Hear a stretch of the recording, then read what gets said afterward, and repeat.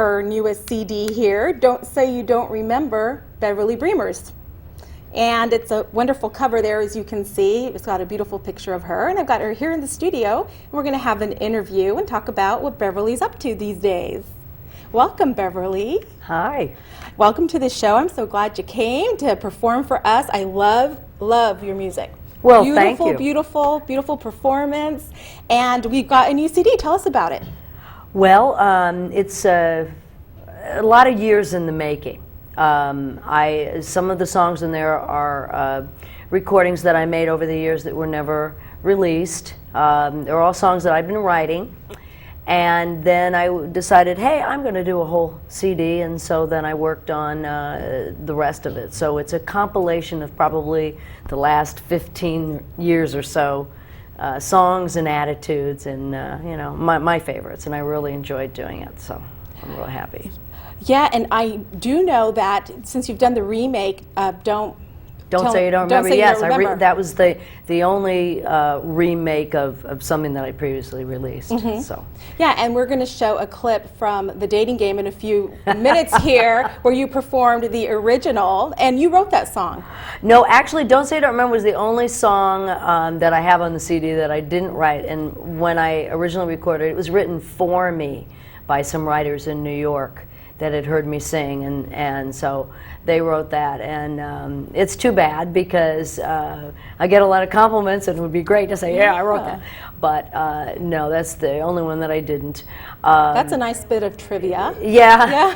No, it was written by two women, Estelle Levitt and Helen Miller, and Helen Miller was famous for having already written and produced The Toys, How Gentle Is the Rain. That was out a long time ago. Yeah, and she had written quite a few other hits, and also a show later that played Broadway called Inner City. So she was she was an interesting lady. Someday I'll write a song about her. But I was doing shows in New York at the time, so when I flew out to LA to do American Bandstand, they asked me to come on The Dating Game and pick a date. And for the first time, they decided to have me sing a little bit of the record. So that's, I think the clip you're talking about is me in 1972 singing Don't Say You Don't Remember on The Dating Game. Yeah, and so we're going to show that clip right now, and then when we get back later in the show, she's going to sing her remake of Don't Say You Don't Remember. So they're going to show the clip now, and then we'll be back. Great. From Hollywood, the dating capital of the world, it's The Dating Game. And singing her great hit song, here's the exciting new star, Miss Beverly Bremers.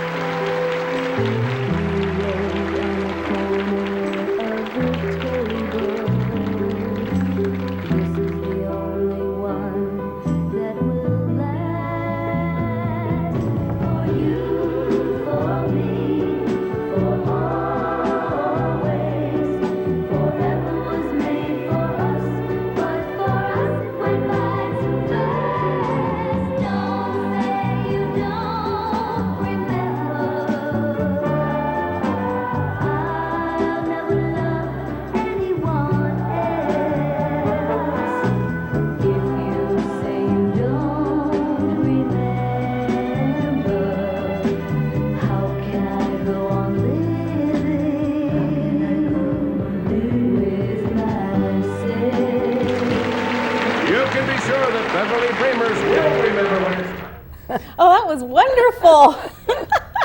That was beautiful. Oh, that is so awesome. I love that song, and I'm sure all of your fans are right now going, oh, I love it. Thank you. I especially liked the dress. I had the little mini dress, and I had the flared sleeves. It was fun. Beautiful. And so you rewrote this song, and that was a top 20 music Billboard chart hit. Yes, in fact, it was on the charts for 9 months. Wow. It was a hit in different places, different times, and it was all over the place. So that was great. It was a very exciting time for me. What year was that? Well, it was released in '71 and hit the charts, and then finally made it to, all the way in '72.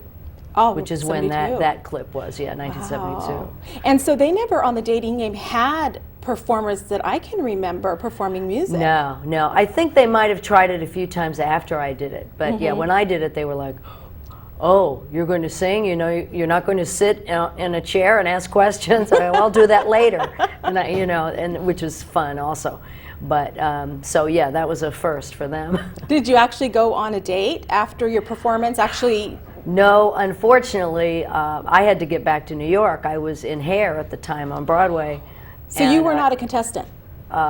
No, I was asking the questions, and they had the 3 bachelors. Oh, okay, so you were a contestant. We won a trip to Guadalajara, actually. Ah. And the guy I picked got to go with his girlfriend. Because, you know, everybody on those shows, they weren't really looking for dates. They were just looking to get on television. Pretty much the way it is today with reality TV. Okay, so you didn't actually go on the date? No, I would have liked to because it was a great trip.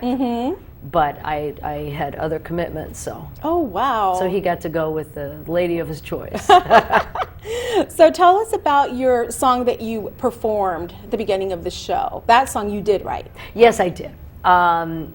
That's, you know, over the years, I'm sure you've heard that line yourself. I was always hearing it, either relating to dating or just in general. You know, haven't I seen you somewhere? And it's sometimes it can be frustrating. This particular song I wrote about running into an old flame and his hitting on me and not remembering me at all. Yes. Which so that's what that song is about. Yes, that's the one beauty of writing songs is you get to air your opinions and memories of various things that either have bugged you or you want to vent about, and that was one of them. So your new CD, you wrote all the songs? Yes. Oh, okay. And so you're an accomplished writer. You've won some awards for your writing. Yeah, I've written some musicals that have been acknowledged. I wrote a show a few years back called The Glitter Palace that actually played in LA for 9 months, which was pretty unusual. And there was a song in that got an AGLA award, which is an award given for tasteful portrayals of gays in relationships, and that's what that song was about. So I won that award, and then I have an Obie award. That's not for writing, that was for acting. A show that I was in off-Broadway called The Me Nobody Knows, and you might be interested to know that little Irene Cara, who later was in Fame and Flashdance was a big hit record for her. She was in the show with me as well. Oh. And so we're in that together, created that. There's an original cast album out of that also. Wonderful show, and that was off-Broadway, and we went an Obie for that, and then we went on to Broadway with that, and we were nominated for 6 Tonys. Oh, goodness. Yeah, so that was, and this was all going on while I had the record out. So that's why I couldn't go on the date. Yes. Sounds like you're I was doing very the shows. busy. Yeah. And so the big musical, Broadway musical that you were in, Hair. Hair, yes. That one was phenomenal. Yes, I was in it twice, actually. Believe it or not. I went into the show right after graduating from high school. I went into it, and then I left and went into The Me Nobody Knows, and then they asked me to come back, and I returned, and I was actually in the last performance of Hair on Broadway, also in 1972. Wow. It was a busy time, very exciting. I just recently went to a reunion of a lot of my Hair cronies, and there's actually a production of Hair running right now in LA. I think it's still running at the Met Theater, and it's produced by the original Broadway producer, Michael Butler. Oh. So that was fun. We had a little alumni night there, you know, and we have them from time to time with many of the companies, because of course it played all over the world. Wow. And tell us about the Rocky Horror Picture Show. Everybody loves that one. Everybody loves that. Actually, it was a show first. Show first, yes. And it was called the Rocky Horror Show. And I did it right before they made the film. You're an original cast member. Well, I went in I was with some of the original cast. The rest of the original cast left to do the movie. So unfortunately, I didn't get to do it with Tim Curry. But we did it at the Roxy on Sunset Boulevard, which is still there, and that's where we did the show. World famous Roxy. Right, yeah. And my main requirement in that show was to scream really loudly. Oh. And I was a good screamer. So, yeah, that was a lot of fun to do. I enjoyed that a lot. And then that became the Rocky Horror Picture Show.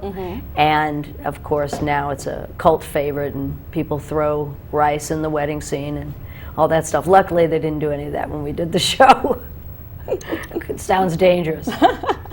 So back to your awards. Yes. You got the award for Don't Say You Don't Remember, and that was a... Yeah, that was a gold record. Yes. For selling 1 million records. Wow. So I have the gold record on my wall.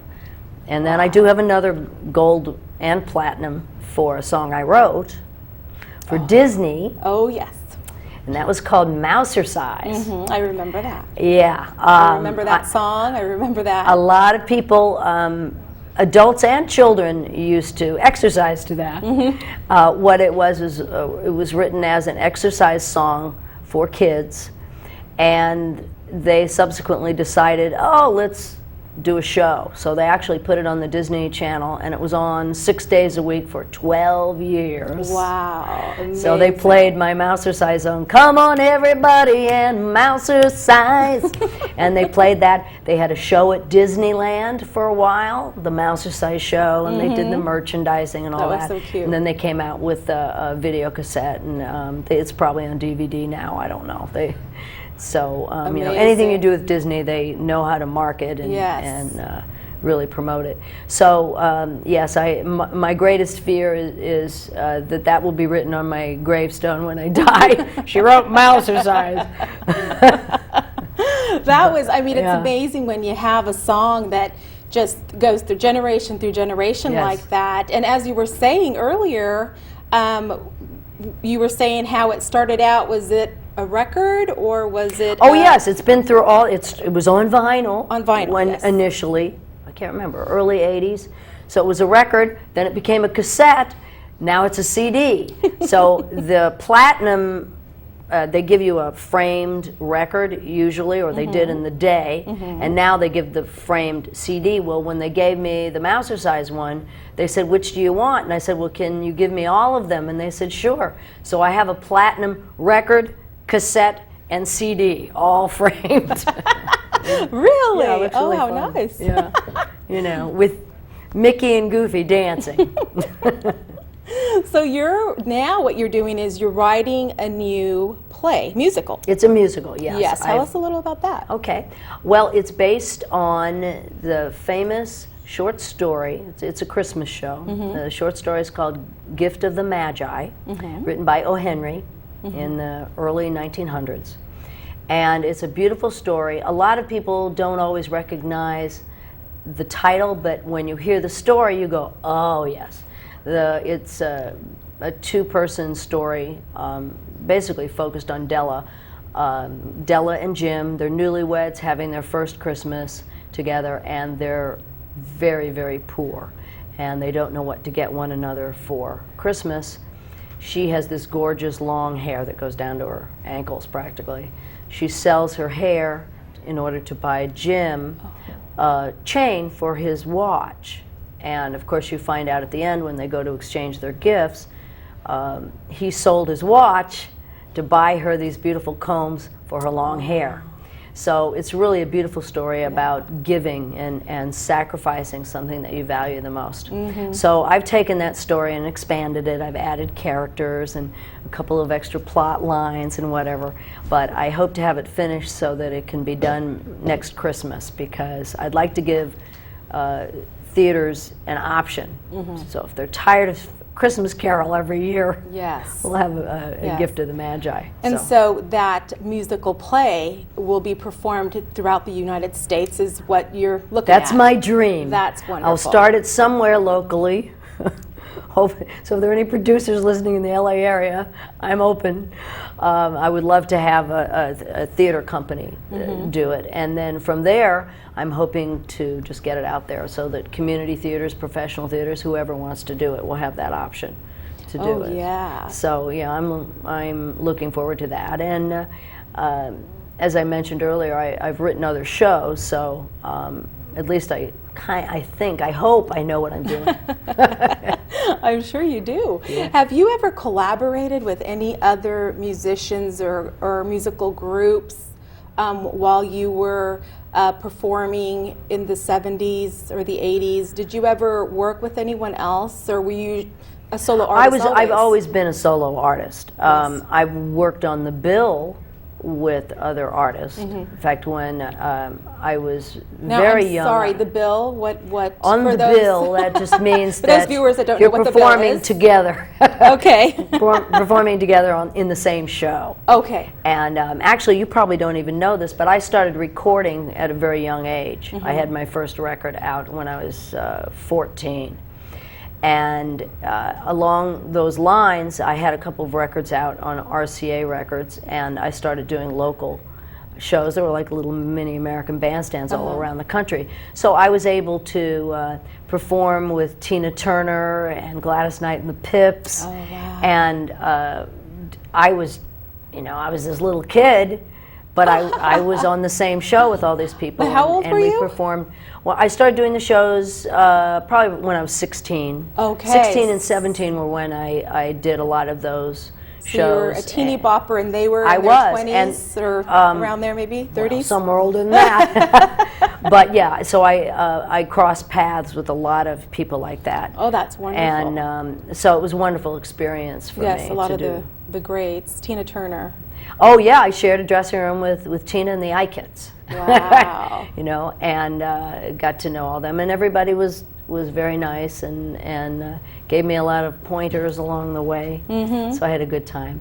And then being in New York, I did work with various performers. Bette Midler lived around the corner from me, and wow. we knew each other pretty well. Melissa Manchester was a friend and my understudy, actually, in the Me Nobody Knows. Oh. And Barry Manilow, he and I did some commercial love jingles Barry. together, and Hall & Oates, I used to bump into them in New York, and we actually did a jingle together, Daryl Wow. Hall and myself, and then I would bump into them around the country as we're all touring. We would pass, oh hi, how are you doing? And then I would move in, they'd move out, or vice versa. Wow. Well, I'm very glad you came on the show. I want you to come back again and keep us abreast of what you're working on. And your CD, wonderful performance that you gave, and there's going to be another CD. You've got a few more in the I'm makes working on some, but in the happening. meantime, people can go to my website and buy it. Yes. Which is www.beverlybremers.com. They can also buy it on Amazon, CD Baby. Also, if they're in digital mode, you have to keep up with the times. I'm on iTunes and Napster and Rhapsody, all of those. So, Yeah. however you need my music, get it. I need to live. So there's going to be one more performance that you're going to do for us, Yes. and Don't say you don't remember. As a matter of yes, fact. don't say you don't remember the remix. Okay, so Beverly Bremers is going to perform for you, and don't forget to watch us every week here, same channel, same time. This is a Speak Out with Cece Navarro show. Today's guest was Beverly Bremers. Thank you. Thank you for being here.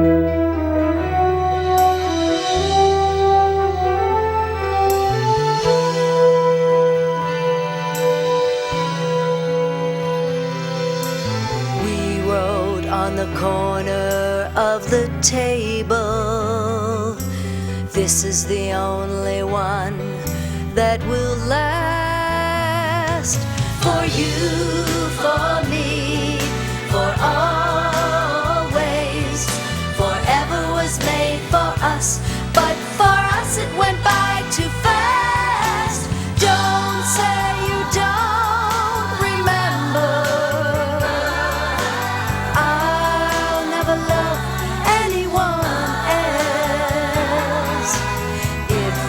Say you don't remember, how can I go on living with myself?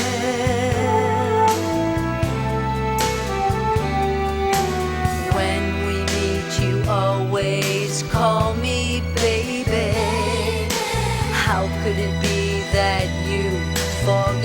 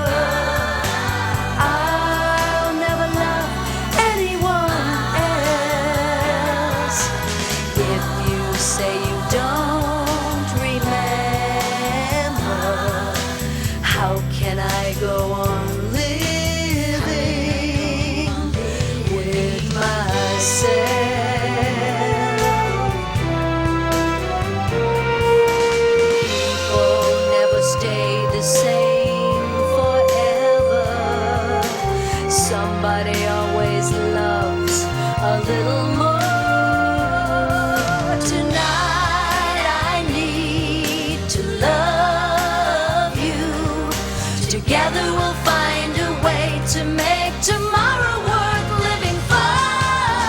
Don't say you don't remember. I'll never love anyone else. If you say you don't remember, how can I go on living? Oh, don't say you don't remember. I'll never love anyone else. If you say you don't remember, how can I go on living with myself?